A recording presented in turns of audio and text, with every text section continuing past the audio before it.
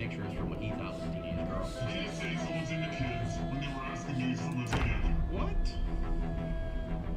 Bro, what are you talking about, man? And apparently these allegations also started bleeding into real life. People around him in real life were finding out about what was going on. And it's not hard to see why, considering he has a very recognizable look. On the 4th of February, he talked about how he was being harassed due to living close to an elementary school. He said he used to be able to walk right by the school without ever getting harassed, but since this controversy, he gets just shit on all the time whenever he walks by, even when he deliberately tries to avoid the school, apparently. And this school itself did not leave his mind for the next few days. He kept talking about it. On the 5th of February, he confessed he had some illegal thoughts regarding the school, expressing his desire to remove it, if you know what I mean. And he ended up clarifying later on when he expressed his desire to shoot up the school. Now, I can't actually find the original clip anywhere. It's probably just being banned online for obvious reasons because he's, making a big threat here. But apparently the clip was seen by the police, and they ended up issuing a warrant for his arrest on that same day. And as a result, Brandon went completely quiet on social media, with a lot of people wondering why he'd been gone, but obviously the biggest assumption was that he got arrested. And that was ultimately confirmed on February 15th of 2024 when he was actually arrested, with the bond set at $30,000.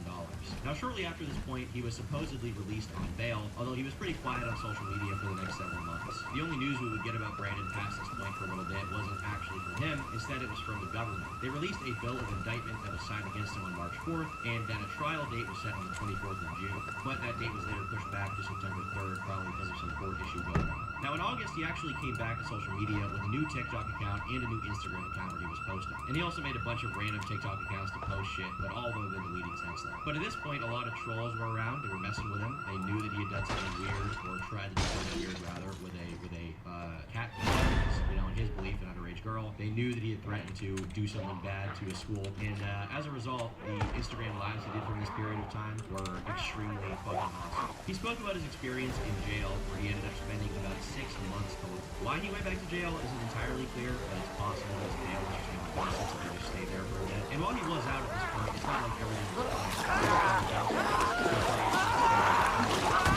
and his biggest complaint about the whole situation was not that he couldn't go outside. It wasn't that he couldn't interact with people. His biggest complaint is that his piercings got taken out, and the holes were closing up, they were healing, which meant he would have to redo the piercings, and that was just like fucking the end for him. Now, at this point, we also find out who reported him. Apparently, someone named Miss Henderson had called the cops on him after she saw what he did, and in a very Brandon-like fashion, he goes on to say that he'll never